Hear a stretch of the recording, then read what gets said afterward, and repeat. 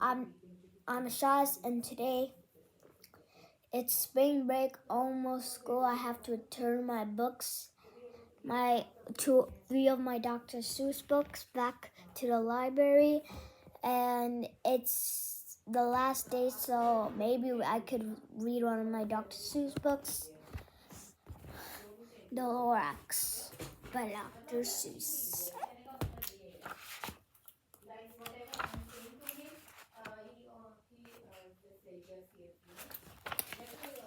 At the far away of the end of town, where the grizzly grass grows on the wind, or when it spells and it's slow and it's sour when it blows, and no birds ever sing expecting old crows. It's street of the lifted Lorax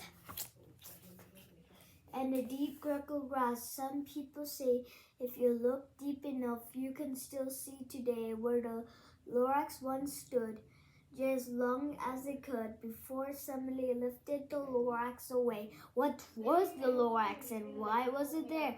And why was it lifted, taken somewhere, somewhere from the far end of town where the grickle grass grows? Ask him. He knows. You won't see the Onceler. Don't knock at his door. He stays in his locker on top of his store. He looks in the lurking cold under the roof, where he makes his own clothes of the monthly move. And the special Jake Nick of August he peeks out of his shutters, and sometimes he speaks and tells how the Lorax was lifted away. He'll tell you perhaps if you whiling pay. And the end of the rope, he lets out a tin pail. You'll have to toss 50 cents and a nail, and the shell of a great father snail. Then he pulls up the pail and he makes the count carefully to see you pay him the proper amount. Then he hides what you paid him.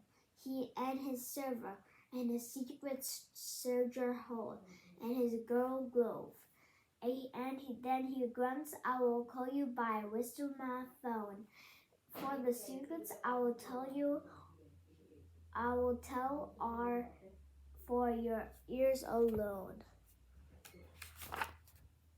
Slurp down the slurp with the whisper my phone to your ear. Then the old ones whispers are not very clear, since they have to come down through to Symphony House, and he sounds as he splashes me up in nose. And now I tell you, he says, his teeth sounding gray, how the Lorax got lifted and taken away, and all started way back, long time ago back.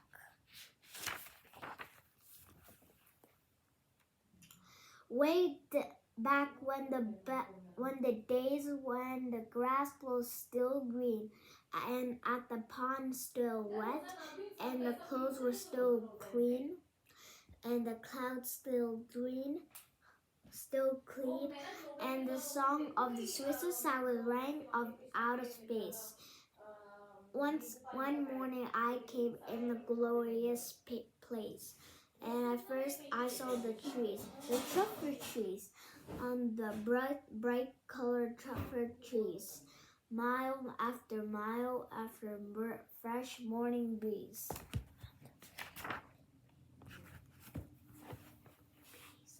Under the trees I saw Brown and Barbara lots, frisking about loot suits as they played shade and ate truffle trees from the roofless pond, and they came down comfortable song, and their humming fish humming, wonder splashing around. But those trees, those truffle trees, all my life I've been searching for such as these.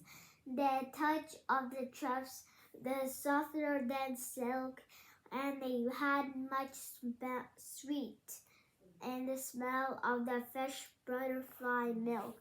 I felt happy, a gape leaping, and of joy of my heart. I knew what I'd do. I unloaded my car.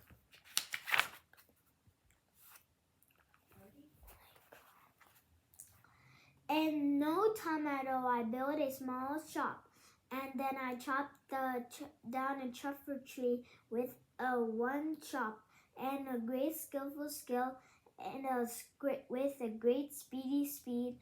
Then I took the truffle tree, and I needed a seed.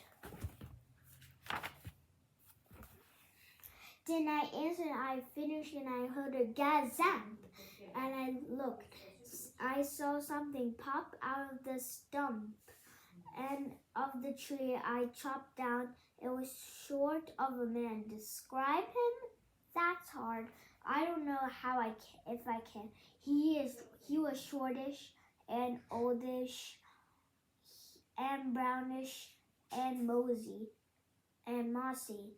and he spoke a voice that's sharpish and bossy.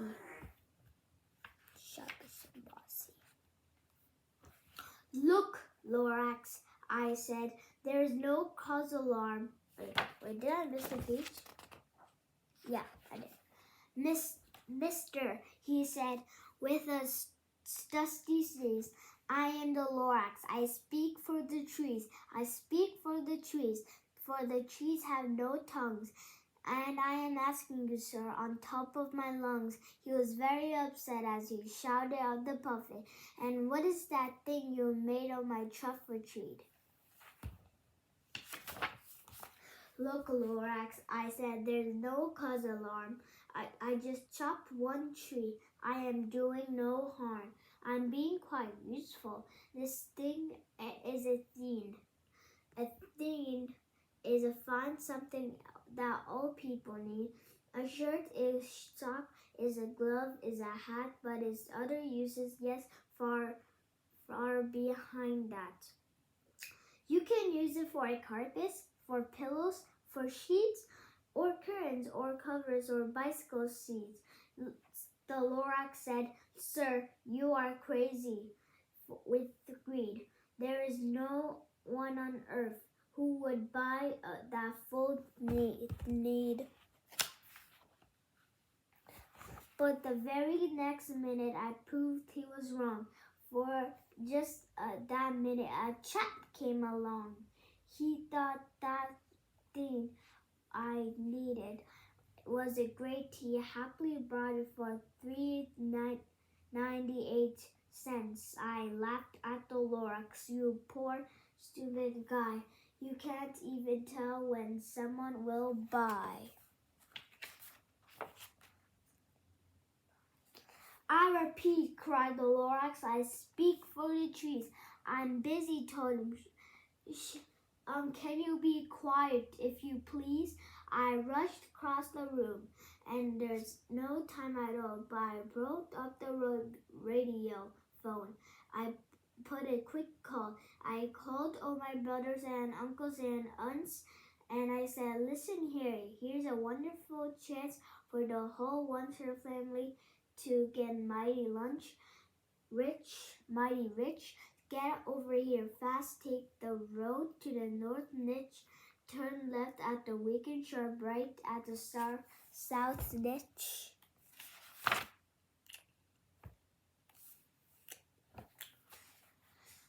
And no time at all, I built my factory.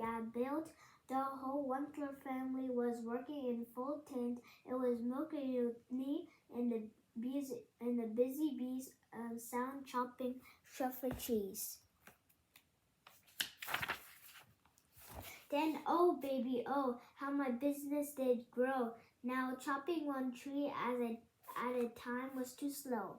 So I quickly invented my super axe hacker, which whacked of 4 truffle trees once and at one smacker.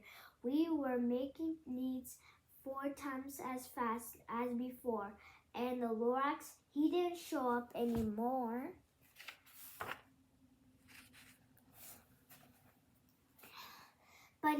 But the next week he knocked at my new office door. He snapped, and I'm the Lorax who speaks for the for the trees, which you seem to be chopping as fast as you please. But I am also in charge of the brown Barbara Lutz, who played on shade on their boots load suits. Now I'm happily to live eating truffle trees. Now, thanks for your hacking in my trees. To ground, there is no enough truffle trees food to grow round, and my poor bamboo roots all getting crummies because they have gas and no food and no trimmings.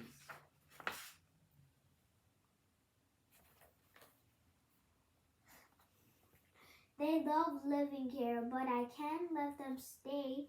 They'll have to find food, and I hope that they may.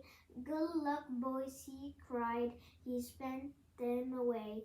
And the Oncer felt sad, and I watched them go away. But business and business and business must grow, regard of commerce and terms, you know.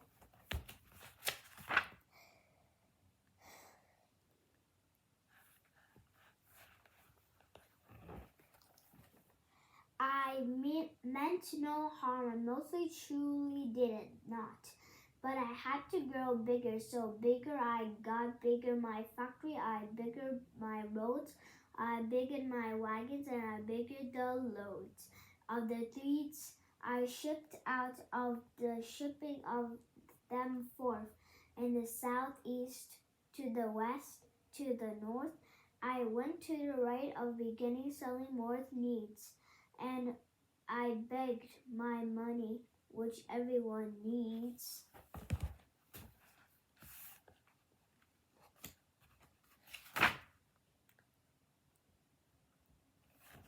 Then again, he came back. I was fixing some pipes. Then the old mustachy Lorax came back with more gripes. I am the one. He coughed, and he whiffed and sneezed, and he suffered, and he slurped, and he sniffed, and his onceler, he cried with a croak and a croak, and a onceler, you're making such a small smoke. My poor smooth Swedes who can't sing a note. No one can sing who had to smoke the throat. I'm just fake coughing. I'm just doing to the page. And so, the Lorax, and so, please pardon my cough and cannot live here, and I'm sending them off. Where'd they go? I don't hopefully know. They may have to fly for a month or a year to escape from the smog you smoked up all around here.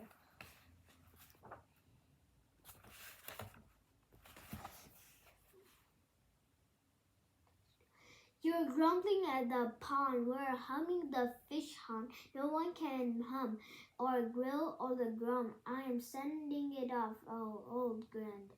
I am sending it off, oh future of dreaming of the rock of their fin. And hopefully don't vary and search some more. Water there isn't so money at all.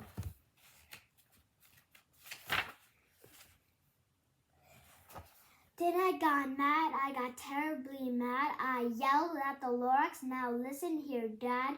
All you done is yap, yap, and say bad, bad, bad, bad. Well, I have my rights, sir. I am telling you, sir, I intended to go on doing what I do. For the information, you Lorax, I'm thinking on begging and begging and begging to turning more truffle trees into needs, which everyone needs.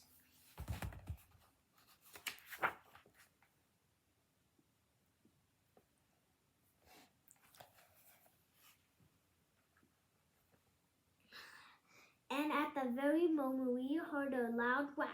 From outside the fields is sneaking a snack, and an axe on the tree. Then we found the very last trick-or-treat of them all.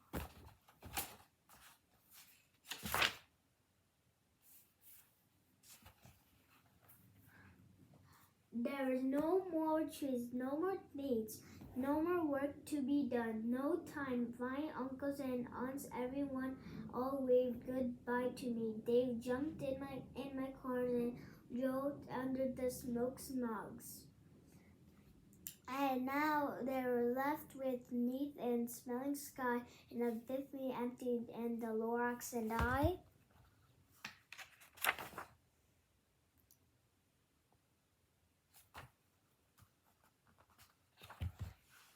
The Lorax said nothing, just gave me just a glance, just gave me a very sad backward glance. And as he lifted himself as he sat on his pants, and I'll never forget his grim look at that face when he helps himself to leave at this place, as the whole of the smile got out, leaving a chase.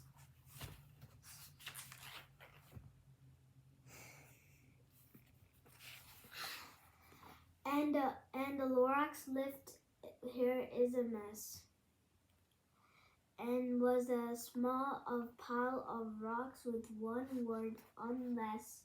Whatever that meant, well, I couldn't guess. That was a long, long ago.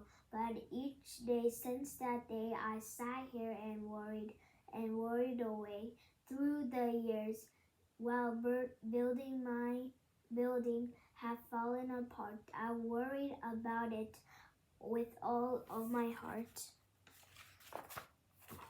But now, says the Onceler, now you're here, and word of the Lorax seems perfectly clear, unless someone like you cares a whole lot of better,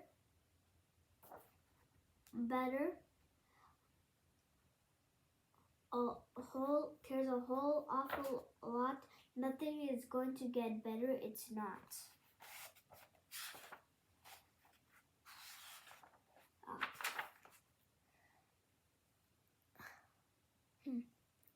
So Catch calls the Onceler. He lets something fall.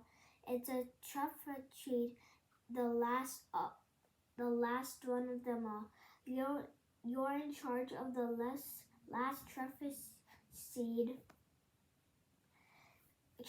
seeds, and the seeds what everyone needs. Plant a new treat it with care. Give it some water and feed it fresh air, and grow the forest. Protect the axes that hack in the Lorax, and all of his friends may come back. The end. So I hope you like this Lorax book.